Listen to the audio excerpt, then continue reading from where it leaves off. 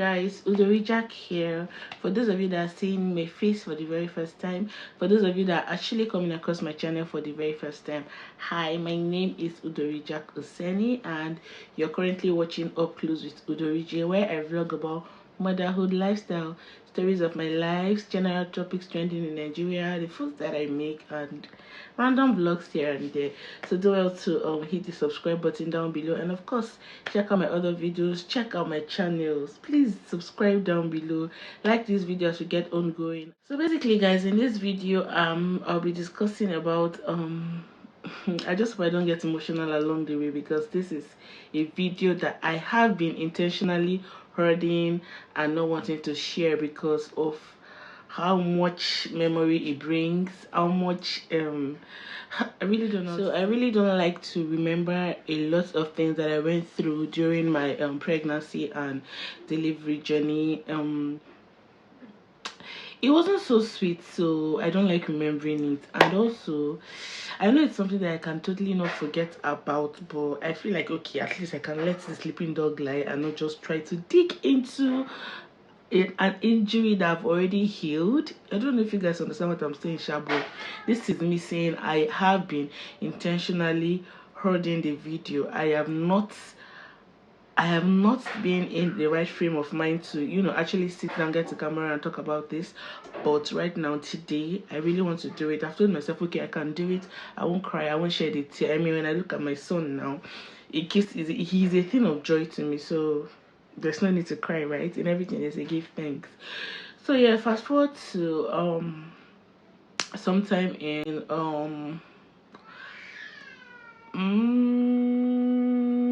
it was already after my wedding that this whole thing happened.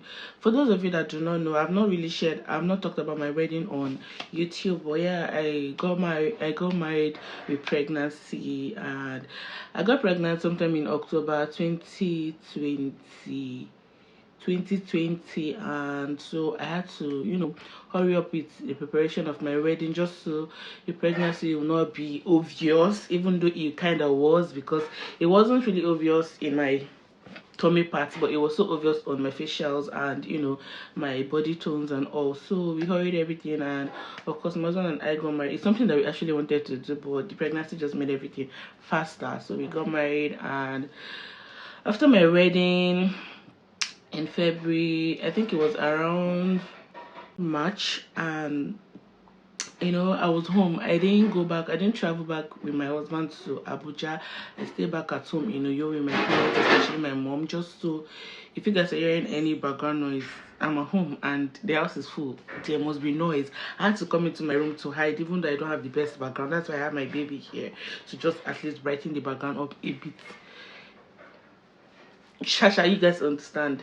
Anyways, so I sometime in March, I was at home with my mom. She wanted to monitor me closely because my pregnancy was already giving us issues and so on. So she took me to a hospital to register for antenatal. At then I was already 6 months gone. So she took me to register for antenatal because I was going to be here with her in Uyo. So she took me to this very private hospital where I'm not going to be mentioning. I'm not going to tag them, even though they didn't do me well. They hurt me. I won't tag them. Let's just leave them for good. So they took me there, registered me, and I was already feeling good that okay, because I already had pregnancy delivery scare, and they took me there. Everything was going on well. I go for my regular checkups, I do everything that I'm meant to do as a pregnant woman, antenatal and the rest, until one particular day when I went there. And no, even I think it was even before I became frequent in the hospital that when they saw me, when I went to register for the antenatal, the doctor saw me, he tested me, they did all the routine check that they were supposed to do, and there and then he confirmed that I had high risk pregnancy. High risk pregnancy. I didn't understand what he meant by that, but I was already getting scared. I had mixed emotions because first time pregnancy with twins, and what is high risk. Even though already I didn't have the best pregnancy journey. I don't know if it's because it was my first time, so I didn't know how to tolerate it and just be patient with the pregnancy. But I didn't have the best. I couldn't eat, I couldn't hold down water, I kept on spitting and vomiting up until the last day that I gave birth. I was still going through my early stage symptoms of pregnancy. I had it all through my pregnancy, so I didn't have the best of pregnancy. So the doctor tagged this high risk. I was confused and not happy about it, so we saw him later and he explained everything to us, my mother and I. He told me that he placed me on BP drug because my BP kept on going back and forth, and it wasn't something that shouldn't be a thing of concern. And I still had my twins right in my tummy. I was closely monitored, not so monitored by them though. I was closely monitored by my mom. Whenever she notices any difference in my body signs and language, she would call the doctor and then we'll rush to the hospital. There are times that I'll wake up in the morning and she'll just be looking at my tummy like it's not even growing big, that it's supposed to be bigger than it is, because of course I'm carrying twins, right? And I was already in my 6th month, approaching 7. She was like, it's not that she's not understanding it, that it's confusing her. Honestly, she's not happy about how she's seeing my tummy, that it's not the normal size that it's supposed to be at that age, at that stage, and for the fact that I was carrying twins. Me, I was clueless. I just thought that maybe that's just how my body is. Maybe I'm not supposed to have so much big tummy. I'm going to insert a picture of what my tummy looks like before I gave birth on the screen here for you guys to see. So she was like, no, it doesn't matter that even if it's my first pregnancy, the fact that it's even twins, it's supposed to be bigger than what it was. Immediately she just told me to wear clothes, that we should go to the hospital. I was like, I'm tired, I cannot even have my own time. Talk more of wearing clothes to come and start going to the hospital. I just wanted to lie, I just wanted to sit at where I was. You guys, I didn't like stressing I was pregnant, honestly. So she kept on insisting and I said, okay, well, let me just wear clothes and let's go. When we got to the hospital, they did the proper checkups and what they were supposed to do, and that hospital did not try for me. They were not following up my case. They were not calling me to at least check up on me. If it wasn't me that goes, if I don't call them, they don't call me. If I don't come running to the hospital, they wouldn't even care if they have somebody that is tagged high risk pregnant. I don't think it's supposed to be so. I mean, that happens in general federal hospitals and not private, right? That was one of the reasons why we registered me in a private hospital, to be closely monitored, right? But I didn't get all of that. The only thing I kept getting was drugs upon drugs upon drugs, just to control my BP, and I hear it's not even good to crash everything totally. At least it's supposed to be moderate, right? But they just kept on giving me drugs. First time mom, first time pregnant man, I didn't even know what I was doing. All I knew that I was doing right was at least take my drugs every morning, my routine drugs, and of course my BP drugs. I just felt I was doing the right thing, even though I couldn't eat or hold on water, nothing. I was still making sure I take my drugs, and that was bad. These are the things that they were supposed to put me through. These are the things they were supposed to tell me. They were supposed to give me other options of how to have something in my tummy, or at least have the energy to, be able to hold BP drugs.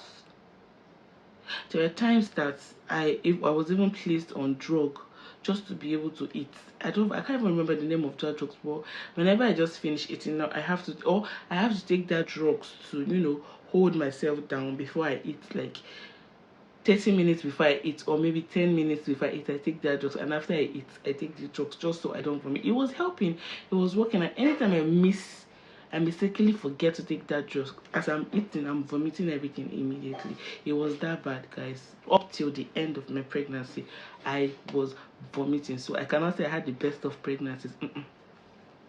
Anyway, so when we now went to the hospital, they now told me to lie down on the scan table, which I did, the scan bed rather, which I did, and they ran the scan on me. I didn't know what was going on, but I could see the lady's expression when she was running the scan. She was really trying to get something. I was just wondering what she was trying to get. You could see that she was telling herself, no, this can be true in her. That was what I saw that she was battling with. I don't know. She didn't, that was what her facial expression was giving though. she wanted to be sure. She just wanted to be sure of what she was doing. She even stepped out and called her boss to come and be sure he's the one that carries the test, the scan, whatever on him. The guy did the same thing, and when they finished, they just told me to stand up, and they cleaned me up and told me to stand up and wait outside. But they told my mom to wait behind. I didn't know why. It was my own. I felt I was good, so I just went out. I was already tired. I just went out and sat in the lounge reception and was waiting for them. Then my mom came out of the out of their office. She wasn't looking so good. She told me, let's go.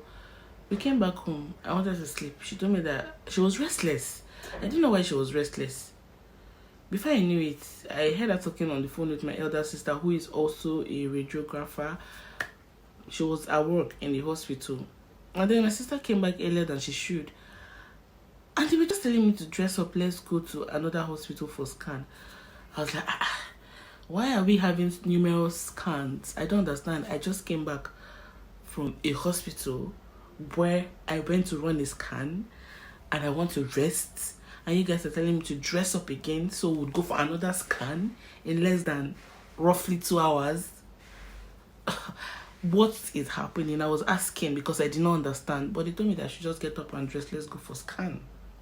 I was still confused. I didn't want to go because I was tired. I needed to rest. They kept insisting, and the seriousness in them just made me stand up. I was like, okay, I don't know what this is all about, but I'll just dress up. I'm going to wear anything. I don't care. Something very free and not disturbing. Something that will be very comfortable, you know. I just jumped into one of my frequent gowns that I destroyed with almost back-to-back hearing during my pregnancy.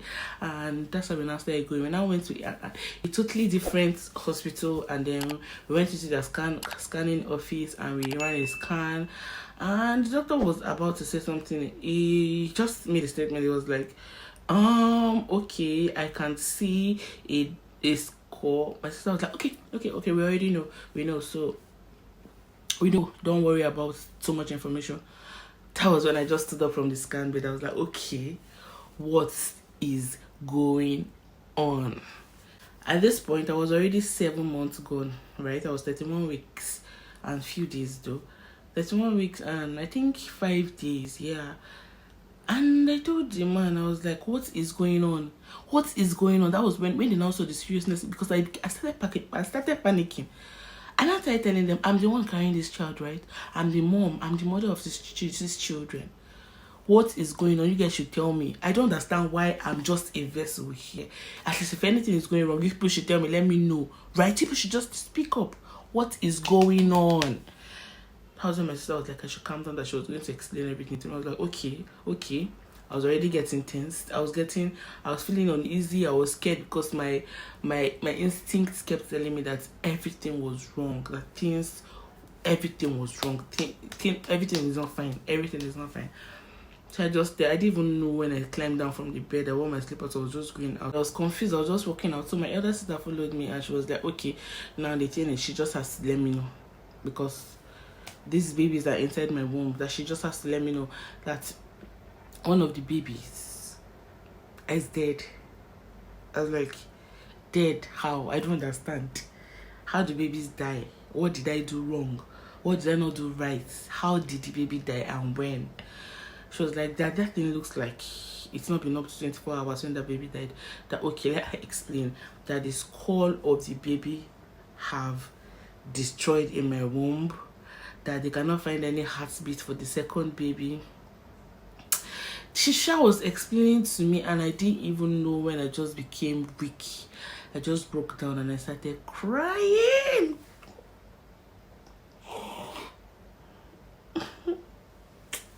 I cried so much. Okay, I know that second baby was finding it very difficult to survive in my womb, because he was so behind. Yomi, that is currently alive now, was at the time that I weighed, Yomi was almost approaching 2 kg, but the baby was still battling 1.1, 1.2. Baby was just struggling between 1 point, and I didn't even know the sex of that baby. The only sex I kept saying was Yomi's own boy, but we didn't see that other one. It was until delivery day that I saw that it was a boy, and both of them are even identical twins. I know, right? Anyways, I wasn't having it. I cried so much, and the next thing I did was to pick up my phone. I called my husband. I told him everything that had happened. I didn't even explain to him. I just told him that right now he should call my mom. He should just call my mom or my sister, that they have a news for him. He should call them. He was confused, but I just told him that I cannot explain. He could sense that I was crying. I wasn't happy, so he called them right there and then, and they told him everything. And the man was strong. He just told me, he called me and told me that I should be strong, that it really hurts him. But right now, we have to be strong for the second baby that is still alive and well to do in my womb.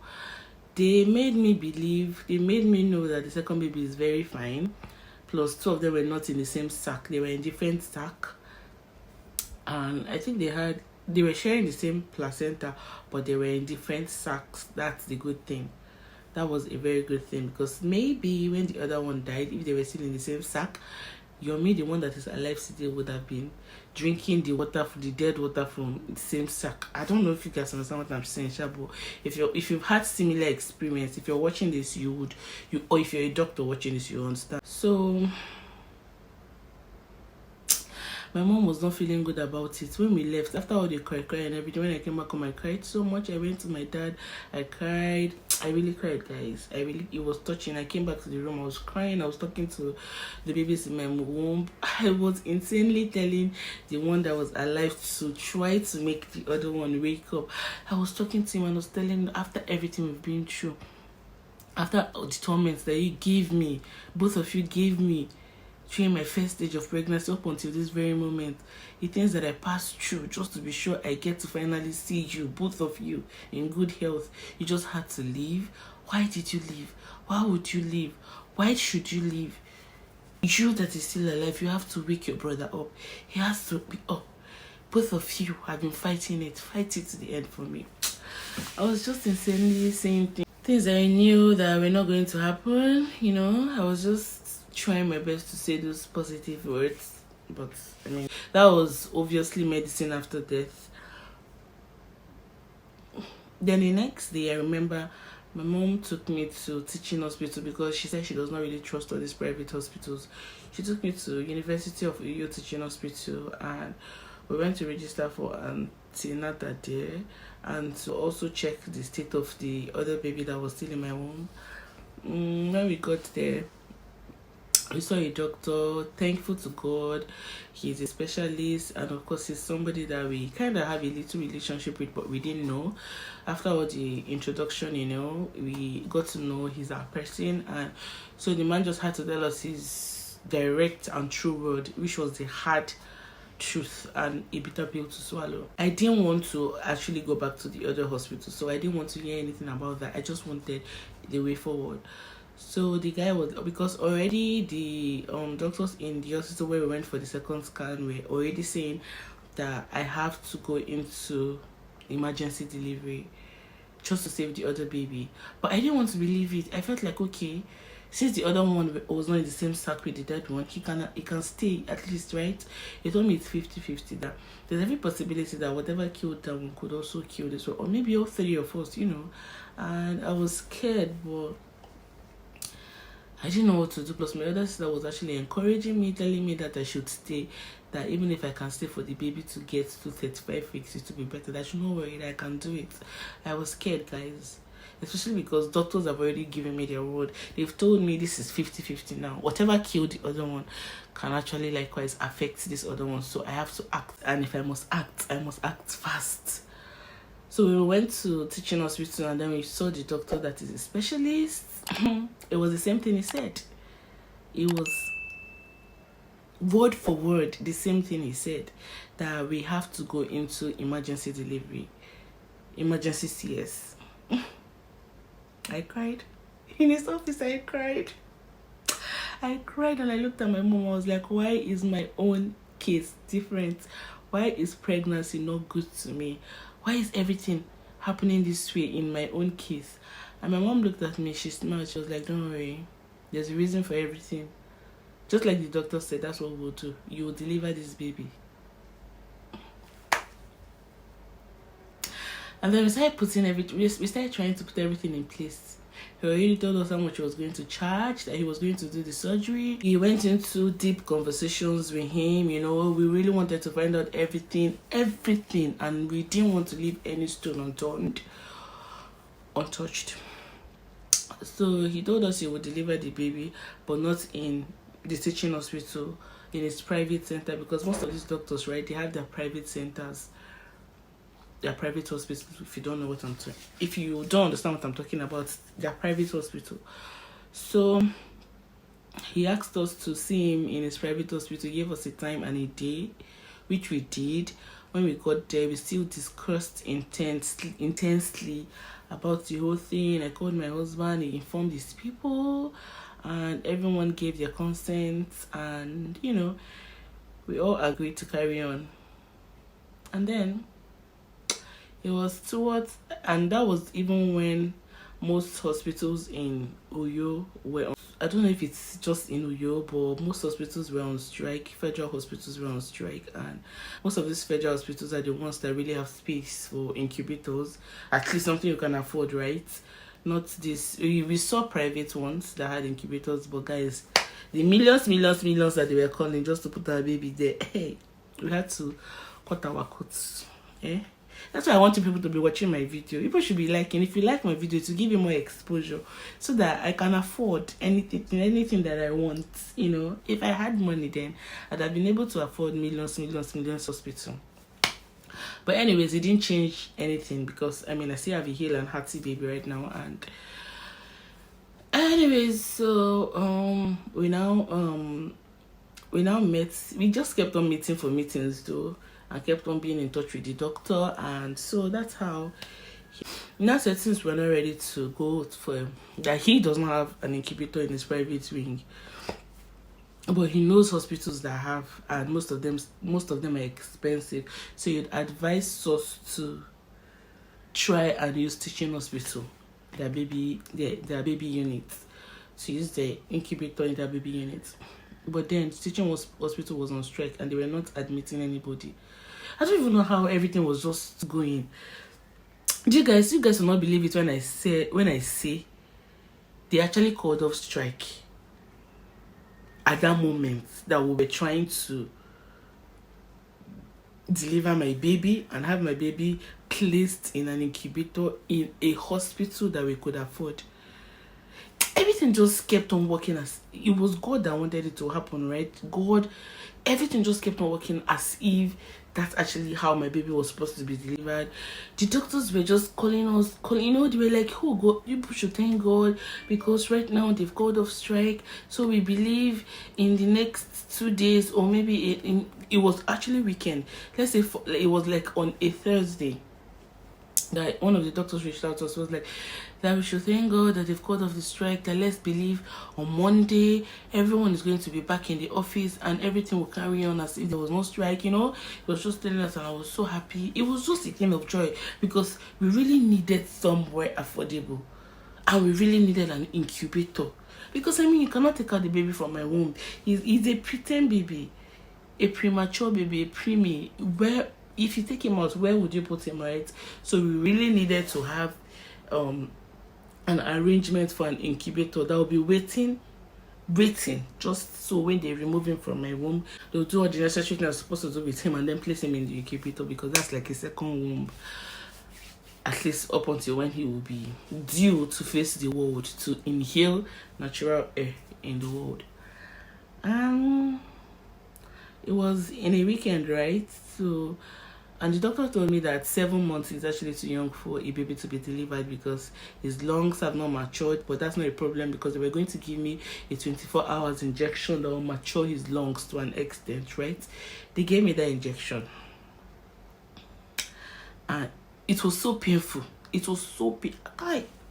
Me that can tolerate injection, I couldn't tolerate it. It was so painful, and they gave me like 3 shots of that injection, if I can remember very well. And then on Sunday of that weekend, my husband came in from Abuja because he was restless. He really wanted to be close to his family, and so he came. As at then, I had already been admitted in the doctor's private hospital, I was already in my room. They brought him to my room and I saw him. I smiled because, I mean, somebody was there to ginger me and encourage me, right? Yeah.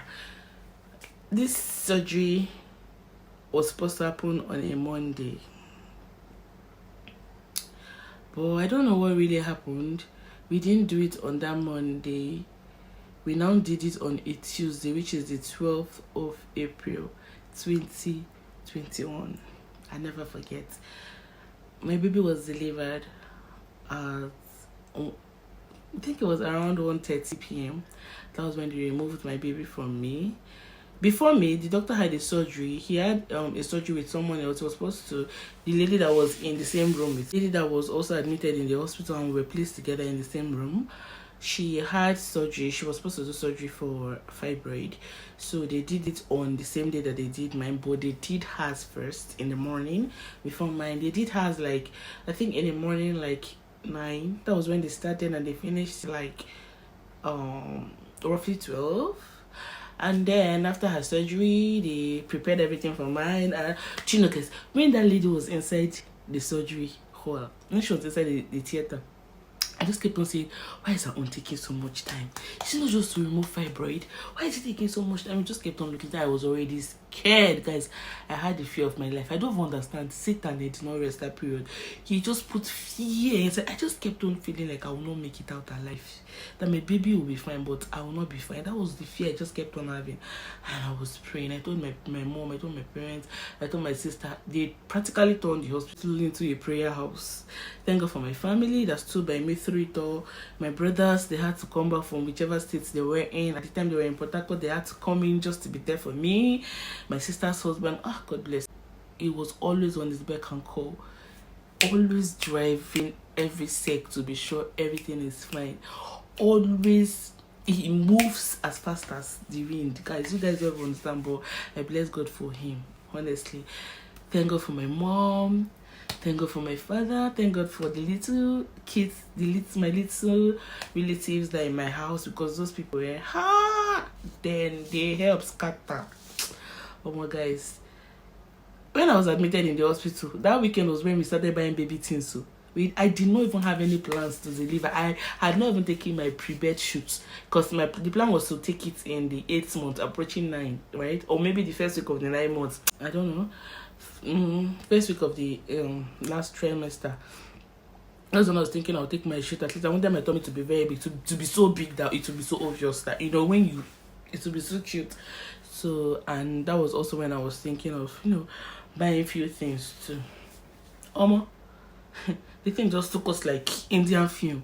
That's how my mom, my sister, started running up and down. My husband, everybody trying to buy baby things at the dying moment. They bought a lot of baby stuffs, brought them to the hospital, brought the things that I was going to be needing, bought me provisions, bought a lot of things just to make me comfortable and not think of anything.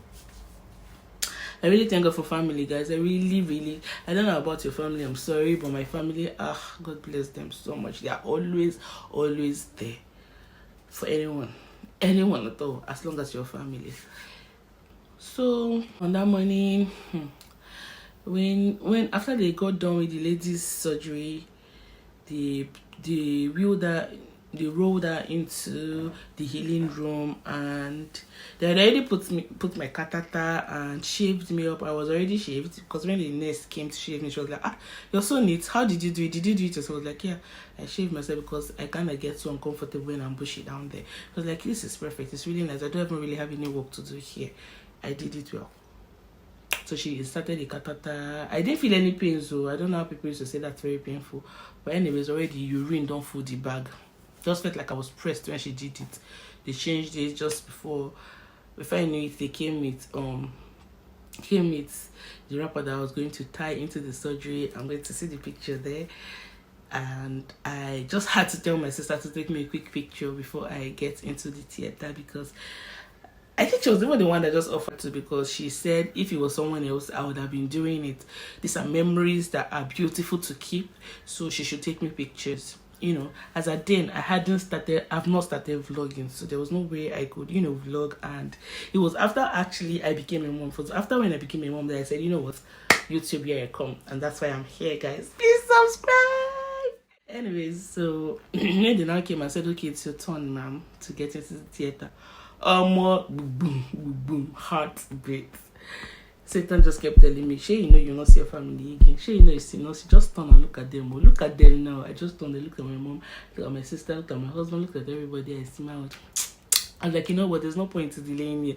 Let me just go, because at the end of the day, I'll still get it done, right? So let me go. I already knew I was going to give birth 3 years because I'm in twins. But I didn't know it was going to come that fast. So that's why they took me into the theater, and I was looking at everywhere, the lightning there. Oh my, that place go bad for YouTube video. You go sharp, die. I was just looking at everywhere, like, this is brighter than bright. This is brighter than daylight. This is brighter than natural light. What is happening? Oh my. Even another one on the doctor's head. The doctor already had like, even before then, when I was inside the room, you could see doctors trooping into the man's private center. Like they had come to, you know, assist him. I saw the anesthetics, is that what they call them? Yeah. I saw other doctors that came. I saw nurses. I saw the pediatrician that will receive my baby, and of course take my baby to the incubator, to the hospital where he will be placed in his incubator. We were like, how many inside the theater room? 2 doctors did the surgery on me. My doctor that I know and his doctor friend I invited, and then the anesthetic was there. The nurses were there, not nurses from the private center, there too, to receive my baby. All of them were just there. So when I entered, we were like, is this a first pregnancy? Is this? They're just talking, trying to make me feel good. They just told me lie down on the bed. I lay down on the bed. The anesthetic just came. She was like, you know, bend your back. I was just looking at everybody like, now only me they here, my family they're not here. God, I beg, help me. Before I even went, my dad prayed intensely for me. He was like, God, please keep her alive. Let her come back with herself and let her come back with the baby. He prayed. He was like, keep her alive for me. That was what he kept on saying. I felt so touched. I cried. So that was the only thing I kept on remembering as I was on that table. I just kept on remembering my dad's prayer point, his lines, and I was crying inside of me. I didn't let it out because I don't understand. Don't I want to have my baby? Another thing that was making me so relaxed and happy is the fact that I'm going to see my baby. Going to see my baby. So when I get scared, I also get happy at the end of the day, and I smile. When I think of fear, I think of the moments that I'm going to see my baby and, you know, hold my baby. So at the end of the day, I'll just end up smiling. When she now told me to bend, I bent, and the next thing the lady said was like, you don't want to bend, you want me to destabilize your whole bones, Abby, your waist, does that paralyze you? That's how she said this, Sha. But she was not harsh, but that's how she said it, just to put fear in my body, so I'll do the right thing. And then now bent and brought out my back very well. I was smelling out God for her. Then she now put and I asked her, is it going to be painful? People should just let me know, so I prepare my mind to know if it will be painful. She was like, it won't pain me, just a little prick and everything will be done. Then she did that. I didn't feel pain, I just felt the prick. And immediately she did that, they just kept me down to lie down, and then slowly they kept me, and then I lied down on the bed like this. That's how that theater bed is, right? They will now, that CS bed, whatever it's called, Sha. That surgical bed, it's like wing, like cross. So when I lay down, I now spread out my hands, like they now locked it. They kept drip, just in case. I mean, I was a BP patient, right? So they kept all those things, BP in check. The BP was already tied to my hand throughout the surgery. There was already drip. Like you guys, I was a frog. They dissect and So the next thing I heard was, carry up your legs. I was trying. I was like, okay, carry up your legs. I was trying. Carry up your legs. I was trying. When they now knew that I could not carry up my legs again. Okay, they now pinching me. Can you feel anything? I was like, no. I didn't feel anything. Down, from my waist down, I couldn't feel anything. When the doctor just knew that I couldn't feel anything, the next thing I just felt was tear. I didn't feel any pain. I just know that people were touching my skin. I just felt that, that movement. So they didn't give me that sleeping pill to go through the surgery. I was awake. I saw everything that happened. The only thing is they just blocked this part of my face with that a sheet. They blocked it with a sheet. I don't know what that thing is called, but they blocked it, so I wouldn't say what is going on down there. And I just kept hearing boop, boop, boop, boop. And the only thing I was saying is, is he not out yet? Have you guys not removed him? I'm tired. It was not even, they're not even taking time, but I was already screaming that I was taking time. And the doctors, they were just gisting, trying to keep me sane and trying to, just keep me going. They didn't, my husband didn't even, he couldn't have even entered because that man can fear. He did not, he ran. He said, he does not want to enter, that my mom or my sister can enter, that he can't stand it. So, plus they didn't even let anybody in aside them. Yeah, so that was good. I didn't even want anybody to come and make me feel scared, I just wanted it to be us and them, like me and them. So they now started talking about their primary school love, they were just gisting me about how their secondary school went, the love they had, and I think they know themselves. They're like, they went to the same university to, like, the doctor and his friends. So they were just bringing back memory. I was laughing, at some point because the gist was actually fun. They made it so intense as they entered into their relationship life. They were just talking random stuff just to make me happy. And at some point, when at the point where they now brought out the dead baby, I could hear them saying, where's the carton? Where's the carton? Give me the carton. They brought the carton, they removed my dead baby. God bless his soul. They placed him inside the carton, and then they called for my husband and they gave him my husband. According to them, handed it over to my mom, who came back home as the proper African mom, a traditional mother that she is, did proper funeral rites for this baby. She was telling me later, my brother had to stand there and my sister's husband had to stand. She wrapped the baby with a very fine wrapper. Proper right though. According to her, she said she had to do the right thing just so the baby would feel loved, And then she dug a hole at her backyard and buried the baby there, which is fine. Then back to me in the hospital.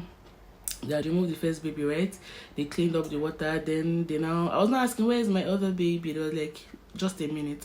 Then when they brought my second baby out, I was like, oh my word, he was so fair. He was so fair and he was hairy. He looked like a full-blown baby that was not fat. He did not look like a frog to me. All these premature babies can look like frog. No offense, but they tend to grow over it and become so beautiful. He looked okay. So they brought him out. The pediatrician collected the baby immediately. He came to me, he was like, look at your baby, so cute and so little. He was so little. And then she took him to weigh him, and it was weighing 1.5 kg. And then she cleaned him up and she was trying to, dress him up and then put the oxygen in his nostril and, just get going to the hospital where he was going to be placed in the incubator. He was still there with me, so because he was out there with me and they were trying to dress him up, they had to put off the AC because of him, and I started sweating. And I could remember that I was almost fainting, no jokes. I thought I was going to die. Something just told me, okay, now the moment has come where we're telling you that you will not make it. That was the word I kept hearing, and I kept crying. I was like, God forbid, God please help me. All through the time that I had that CS, the only thing that kept on coming out from my mouth was, thank you, Jesus, thank you, Jesus, till the very moment that they gave me my last stitch. I was screaming, thank you, Jesus, thank you, Jesus. Then when the doctors saw that I was finding it very difficult to breathe and I was really sweating and they were sweating too, they now screamed at the pediatrician and the other nurses to, not in a harsh tone, they understood themselves, take the baby out, take that baby out right now, the mother needs the AC, take the baby out. I was already saying, I can't breathe, I feel weak, my eyes are closing, I want to faint. That's when I just saw the anesthetic. She just came, Papa, she just tapped my vein. Papa, she was just connecting drips, so many. They checked my baby, they were just trying to make me start life. She was slapping my face. I was like, yes. And then when they now gave me that drip, oh my God, I just felt calm. And then the AC now started touching me again. I just felt better. And then I told the doctor, the next thing that came out of my mouth was, are you not done? You've been stitching since. And the doctor told me, don't you know you just had a major surgery? We are trying to give you the best stitch. So the doctor was like, don't you know you just had a major surgery? Do you know how many layers of skin that we just had to cut to, get your babies out? I was like, okay, but I just want you guys to be fast, please. I didn't even know what I was saying, but I kind of was rude. Not rude, but I just wanted to be blunt, and I was tired. So finally they finished everything and they just lifted. I could feel them lifting me up. They didn't put me on another bed. They lifted the bed. They didn't even wheel the bed. They didn't roll the bed. They lifted the bed and took me to the healing room and then placed me on my already neatly arranged bed.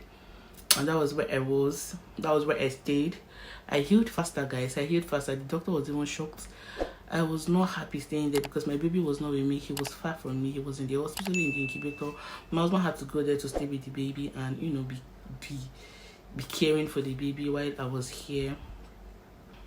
When the doctor saw that my mind was there with my baby, he had to allow my mom, my family, take me to see my baby. And when I got there, I saw my baby in the incubator. I was crying because he was so tiny. He was so little. It wasn't the plan I had for him, but it happened. It was an emergency, and if I hadn't saved him, maybe he would have gone too, and who knows, maybe I would have just joined the two of them, and that's how 3 of us would have gone. Thank God. God forbid none of that happened. He fought it. He fought it. That was when we gave him the name Amani, meaning warrior. And then my mom gave him David. My dad gave him Abasi Keme, which means God can. My father-in-law gave him Oluwaseun, which means thank God. And I gave him Oriel, which means golden. I'm going to be talking about the experience I had in the second hospital where my baby was after I got discharged in the private wing where I was. It's a long vlog on its own. I don't want to insert it into this video because it will be long. It might just get boring, so I don't want to do that. I'm going to make that a vlog on its own, and I think I'll continue here where I got discharged from the private hospital, and of course was asked to be with my baby until when my baby gains recovery, and you know, when he gets himself, when he becomes a full-blown baby, then they discharge us to go home. But that's my story, guys. I healed faster in the private hospital where I was after my surgery. I think it didn't take up to 1 week. It was like 4 days. The doctor was shocked. They came in on the 5th day to remove the plaster, and you know, just they put the necessary treatment they were supposed to put, gave me my necessary drugs. They actually really took care of me in the hospital. The way I remember that after I had my surgery, they were like, don't even try to lift your head, if not you're going to, the kind of headache you have, no medicine in this world can cure it, and it doesn't go immediately. So I remember I was always keeping my head like that, straight, stiff like this. When I want to cough, I cannot cough because it feels like it wants to tear open the surgical part. And then I complained that to the doctor. I was like, I cannot cough, but I really want to cough. I was like, cough now, why can't you cough? Cough. Oh, you think the surgery, the swing that I gave is this one that will just tear? Cough if you want to cough. Me, I was using my number 6, so I could not cough. I was holding it, and then my sisters would be making me want to laugh. I was trying my best not to laugh, because when I tried to laugh, people just stop and beg, I don't want to laugh. You know, I was trying to heal. There were times when I would have contractions, bad contractions, guys, and I'll cry and cry and cry. I remember one time I was having pains in my navel, and I was telling the doctor that my stomach is paining me. My stomach is paining me, and was like, what is wrong? I said, my navel is paining me. There's a hole there. I can't feel anything inside. It was like, okay. When he touched, any part I'm experiencing pain as he's touching, I should let him know. So as he was touching, I was saying, okay. When he got to the navel part, I was when I told him that I'm feeling pains in the navel. And I said, okay, that means if the pain is so much, it was something he called it. He said they were going to do me another surgery to adjust it, or immediately I just had another surgery. I can't remember everything, but immediately I had another surgery. Just said, okay, that the pain is not so much like that. It's okay, but maybe it's because I'm not eating. Because I do not eat now. Of course, you will not eat. I was just taking pap and glucose, no sugar, just pap, white pap and glucose. I healed fast. When the doctor heard it, he just laughed. And me, I was like, I beg, I'm not having any surgery again, no. But I remember the doctor was telling me that I was healing faster than the lady that had the fibroid. And the lady was just sharing her story with me. A lot of fibroid was removed from her. Tiny things which they placed into a transparent jar. And I healed faster, guys. I actually healed very faster. very, very. The doctor was impressed. He said it's because my mind was where my baby was. That's why I was telling myself that I had to heal just so I would be discharged and get to be with my baby.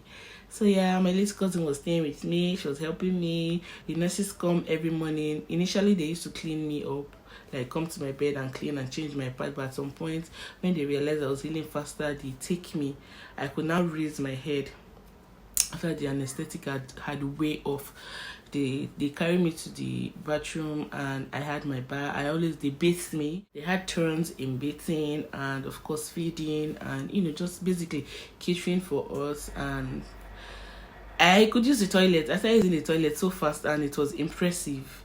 It was actually nice. It means I was healing well, and yeah, that's it, guys. I'm going to share the second part of my pregnancy journey with you guys in the next video that I'll be uploading very, very soon. So please do well to subscribe down below. If you've watched to this point and you've not subscribed to this channel, did my story touch you?